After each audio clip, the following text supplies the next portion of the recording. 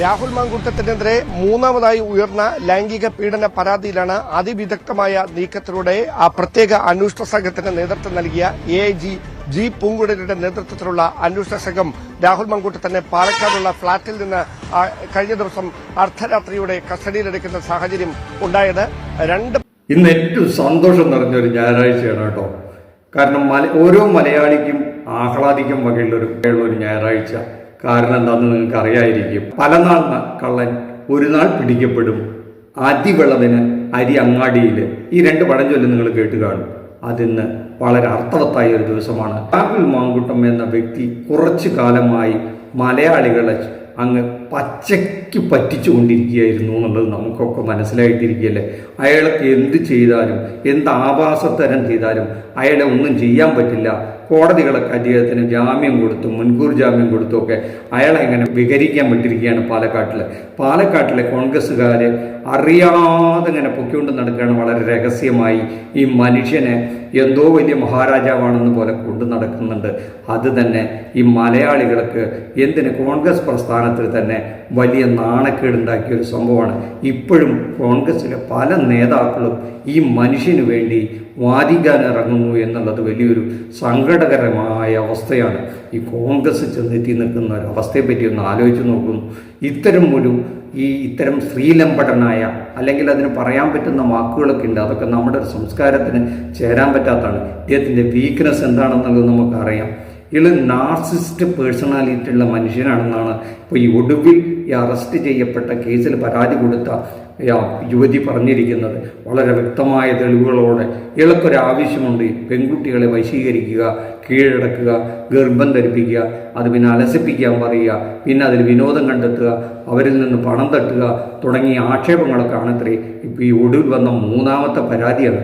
ഇതിൽ അയാൾക്ക് രക്ഷപ്പെടാൻ പറ്റിയില്ല, ആരും അറിഞ്ഞില്ല.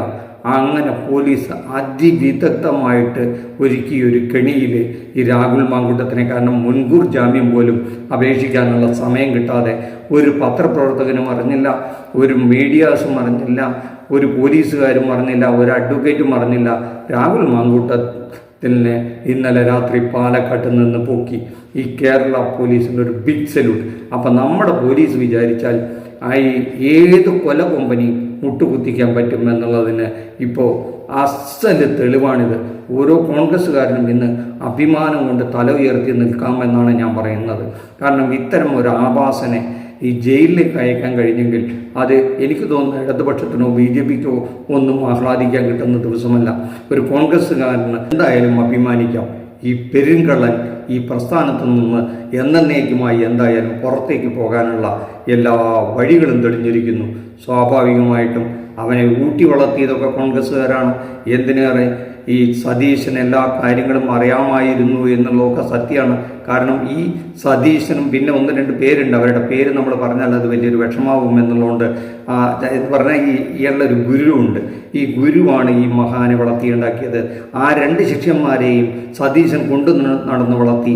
പിന്നീട് തള്ളിപ്പറഞ്ഞു, കാര്യങ്ങളുടെ പോക്ക് അത്ര ശരിയല്ല എന്ന് സതീശൻ മണത്തറിഞ്ഞതോടുകൂടിയാണ് ഇനി കേരളവും അറബിക്കടൽ പോലെ ഇളകി വന്നാലും ഈ കാര്യത്തിൽ ഒരു മാറ്റമില്ല എന്ന് സതീശൻ പറഞ്ഞ് അദ്ദേഹത്തിൻ്റെ മുഖം രക്ഷിച്ചു എന്നുള്ളതൊരു വളരെ സത്യമായ കാര്യമാണ്.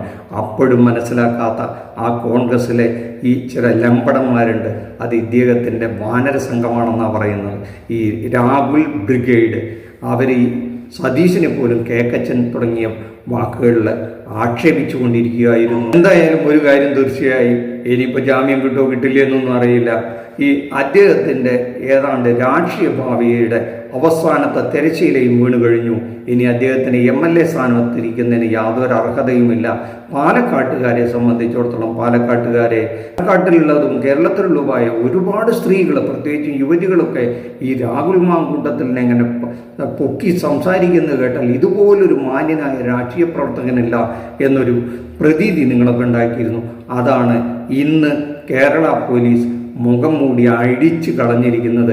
ഇപ്പം ജയിലിലേക്കുള്ള യാത്രയിലാണ്. ഇത്രയൊക്കെ ഉണ്ടായ സ്ഥിതിക്ക് ഇനിയും ഒരു രാഹുൽ മാങ്കൂട്ടത്തിനെ രക്ഷിക്കാനായിട്ടും അദ്ദേഹത്തെ സപ്പോർട്ട് ചെയ്യാനായിട്ട് മറ്റൊരു രാഹുലുണ്ട്, രാഹുൽ ഈശ്വർ എന്ന മാന്യൻ. അദ്ദേഹവും ആൺ സ്വാതന്ത്ര്യത്തിന് വേണ്ടി ഉള്ള മുന്നണി പോരാളിയാണ്. അദ്ദേഹം ഇന്ന് വീഡിയോ ആയിട്ട് വരുമോ എന്നറിയില്ല, നമുക്ക് കാത്തിരിക്കാം. എന്തായാലും വൺസ് മോർ കേരള പോലീസ് ഒരു ബിഗ് സല്യൂട്ട്. നമ്മുടെ നാട്ടിലെ ഓരോ രാഷ്ട്രീയ പ്രവർത്തകനും ഇതൊരു പാഠമാകട്ടെ, എല്ലാ രാഷ്ട്രീയ കക്ഷികളിലുള്ളവർക്കും. നന്ദി, നമസ്കാരം. ഈ ചാനൽ ഇതുവരെയും സബ്സ്ക്രൈബ് ചെയ്തില്ലെങ്കിൽ ഒന്ന് സബ്സ്ക്രൈബ് ചെയ്ത് വെച്ചോളൂ. ഇത്തരം ചില രാഷ്ട്രീയ തമാശകളുമായിട്ട് നിങ്ങളുടെ മുന്നിലെത്തുന്നതായിരിക്കും. നന്ദി, നമസ്കാരം. Thank you.